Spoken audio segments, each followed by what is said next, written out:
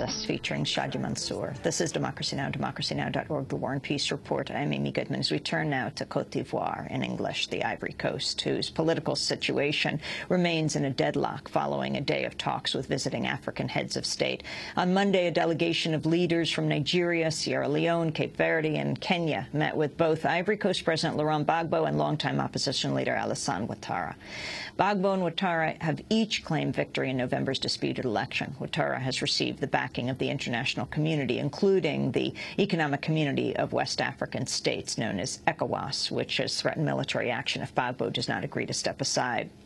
Gbagbo's security forces have been accused of orchestrating some 200 deaths, hundreds of arrests, dozens of cases of disappearance and torture in recent weeks. Last week, Ouattara's appointee to the United Nations warned the standoff has placed Ivory Coast on the brink of genocide.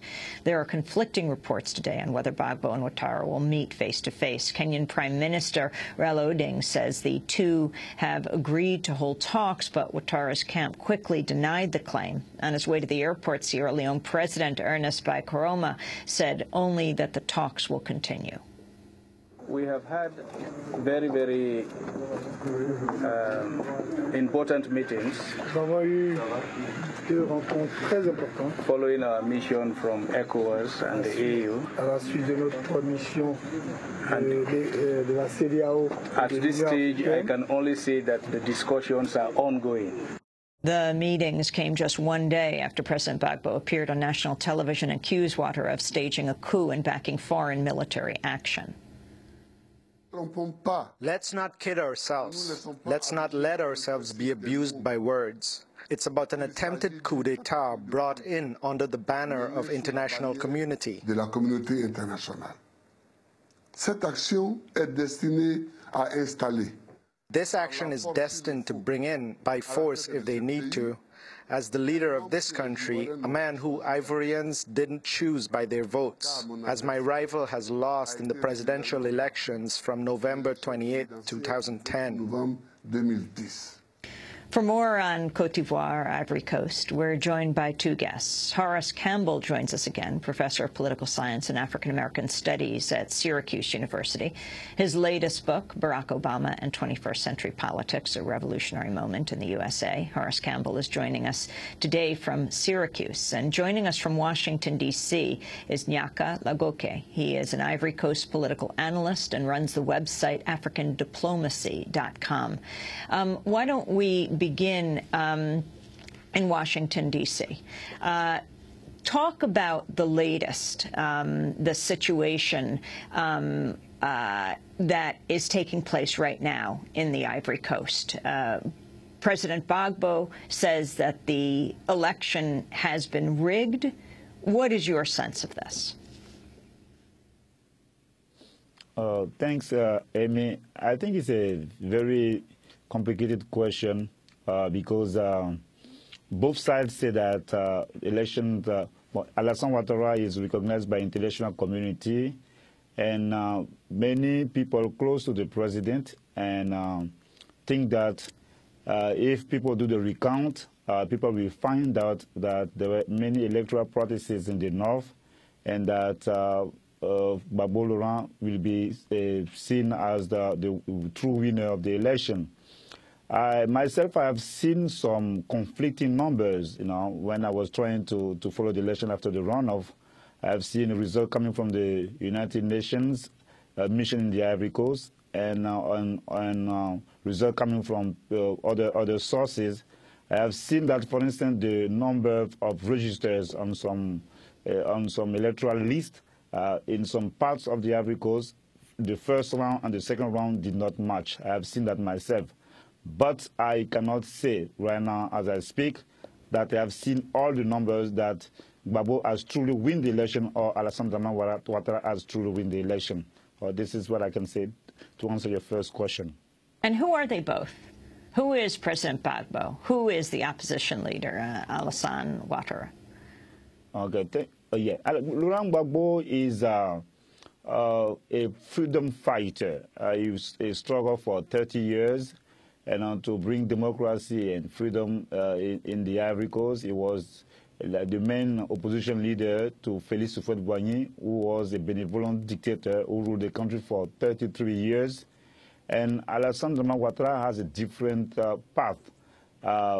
He is, I would say, a banker, an economist, who got his PhD at age 30 here in the U.S.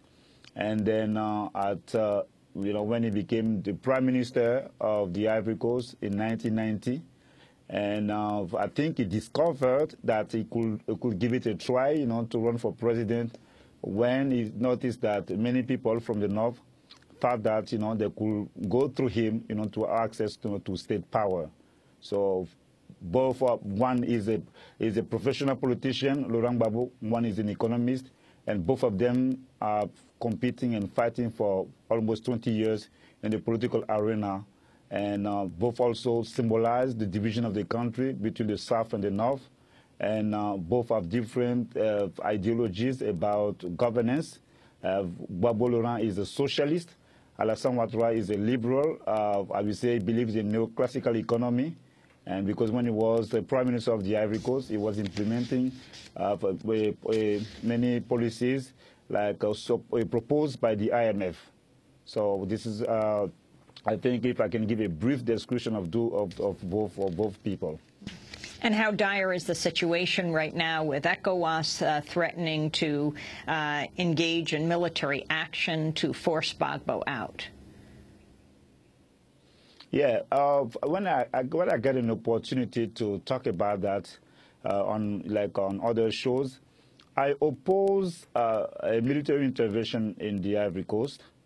And I think that that was not a good intention. That was not a good decision. People might still might still go to Ivory Coast, to try and take Gbagbo out of power using military intervention. But I think it is a very bad idea because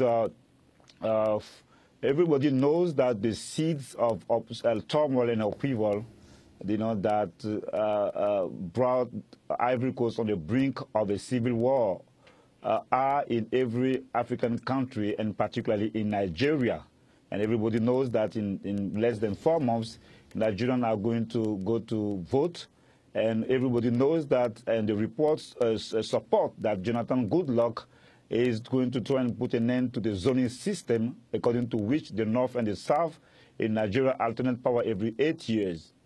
Now, Ivory Coast is a microcosm of a united Africa. 26% of the population in Ivory Coast come from foreign countries. If you look at a family in the Ivory Coast, you will see that one parent comes from, from a traditional ethnic group in the Ivory Coast, and the other parent comes from a foreign country. So when you attack Ivory Coast, you're not just trying to destroy or kill people from Gbagbo's tribe, but you're trying to destroy a macrocosm of a united Africa. And that's why I opposed a military intervention in Ivory Coast yesterday, and I oppose a military intervention in Ivory Coast today, and I will oppose a military intervention in Ivory Coast tomorrow. Horace Campbell, you're a professor at Syracuse University.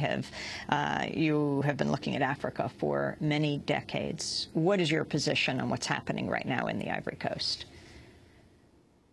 Well, good morning, Amy, and good morning, my brother.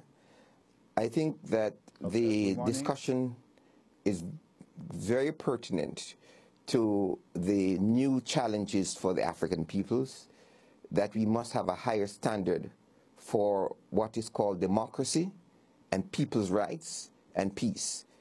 And I was very, very intrigued by the fact that my brother said that Gbagbo was a freedom fighter for 30 years, but all over Africa we have the experience of freedom fighters who come to power, whether they're in Uganda, Museveni, or in Zimbabwe, Mugabe, or in Eritrea, or in Ethiopia. When these freedom fighters come to power, they turn the society into militarized society and use the old discourse of politics of anti-imperialism to maintain themselves in power. Now, I agree that the question of the Ivory Coast is not about Gbagbo and about Ouattara. The question of democracy in the Ivory Coast is whether all citizens of the Ivory Coast will have the right to participate in the political system.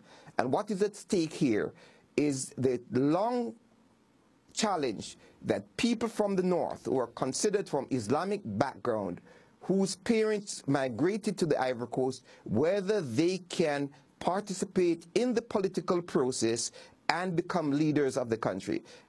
Your guest is very right about the ideological and political orientation of Alassane Ouattara. But what that also is hiding is a question of the Islamic question that is in the country, where there are some people from the south that says another northerner cannot become a leader. And that is why for the past 15 years, there was a struggle in the Ivory Coast over this idea called Ivory. And Ivory is simply a shield for xenophobia and the kind of chauvinism that should be opposed by Pan-Africanists, by peace-loving persons. And I agree with your guest that military intervention should be the last resort. But there should be other forms of intervention, diplomatic, financial, even information, so that Gbagbo does not manipulate the position of power to enrich himself and enrich his friends who are using the resources of Ivory Coast to maintain themselves in power. One of the things we want to stress here is that democracy is not simply about voting and elections. The Gbagbo forces, who were freedom fighters, need to explain to the people of Africa how is it that they made an agreement with Trafigura and Mark Rich to dump toxic waste in the Ivory Coast. So democracy is much more about elections and bringing Ouattara to power. And part of the lessons we should learn out of this long process to democratize the Ivory Coast, that is much more than Ouattara and Gbagbo. It's about democratic rights for the working people, democratic rights for those who work on cocoa plantation, the rights of women, the rights of people of different religious and different ideological orientations. But Professor Campbell, the issue of ECOWAS military intervention, where do you stand?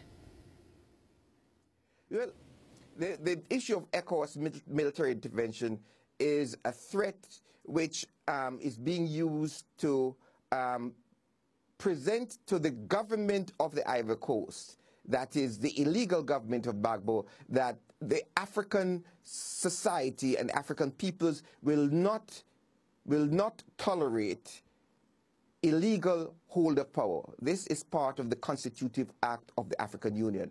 It is my view that military intervention should be the last resort, that there should be all forms of negotiations and discussions, and the discussions and sanctions should be the ones that are used to bring down the Gbagbo regime. It is my view also that for 4 or 5 months, Gbagbo will not be able to pay the military. That is the backbone of his power, and that the ECOWAS position is a united position of the African Union, and this is only, I hope, a threat, because I agree with your guest that military intervention would complicate the whole region, because there's no society in West Africa that would escape the conflagration of war. So I do not believe that we should have militarism to bring about democracy in Africa. So yes, I would hope that military intervention is not what is used to bring about change in the government in the Ivory Coast. And how is it known, Horace Campbell, that Gbagbo actually lost the election, the current president? How is it known that Gbagbo lost the election? Why is it believed that he actually lost the election? Well, it is believed that Gbagbo lost the election because all of the observers and all the information from the African Union, from ECOWAS, from African civil society organization, and the United Nations certified that the election results that Gbagbo lost the election. The only source that says that Gbagbo did not lose the election is Gbagbo himself, and those spokespersons for Gbagbo outside of the Ivory Coast. Gnaka Lagoke, you wanted to respond.